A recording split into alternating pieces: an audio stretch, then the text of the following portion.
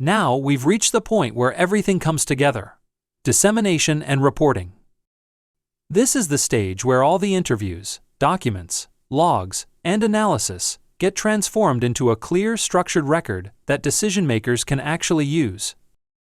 The whole purpose of this phase is simple: give leaders a solid, factual foundation so they can make informed decisions about outcomes, corrective actions, or sanctions. Let's walk through what this looks like in practice. First, we build the investigative report. Every organization has its own format, but the core components are pretty consistent. We start with an executive summary, a one-page snapshot for busy decision-makers. It explains who requested the investigation, what the scope was, and the major findings. Then we lay out the mandate and scope. This is basically the terms of reference. What allegations we looked at, what our objectives were, and what boundaries we followed. After that, we describe the investigative process: who we interviewed, when we interviewed them, what documents we reviewed, and how we approached the inquiry. Next comes the evidence and findings of fact. This is where we summarize both inculpatory and exculpatory evidence. We present the facts in clear, digestible snippets so the reader can follow the logic step by step. Then we explain our analysis and credibility assessments, how we weighed conflicting stories, why certain accounts were more plausible, and how we reached our conclusions. Finally, we present the conclusions for each allegation: substantiated, unsubstantiated, or unfounded. Now, the way we write the report matters just as much as what's in it. Clarity is everything. We avoid jargon, legal Latin, and unexplained acronyms.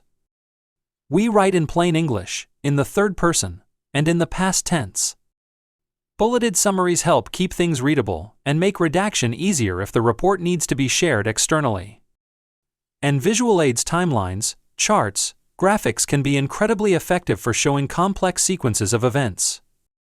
Because investigative reports are often discoverable in litigation, they must be legally defensible. That means basing findings on the preponderance of the evidence more likely than not. It also means staying neutral and objective. We avoid subjective commentary or personal insults. We stick strictly to facts supported by the record.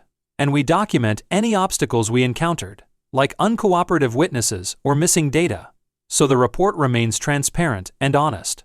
Another key principle is segregated duties.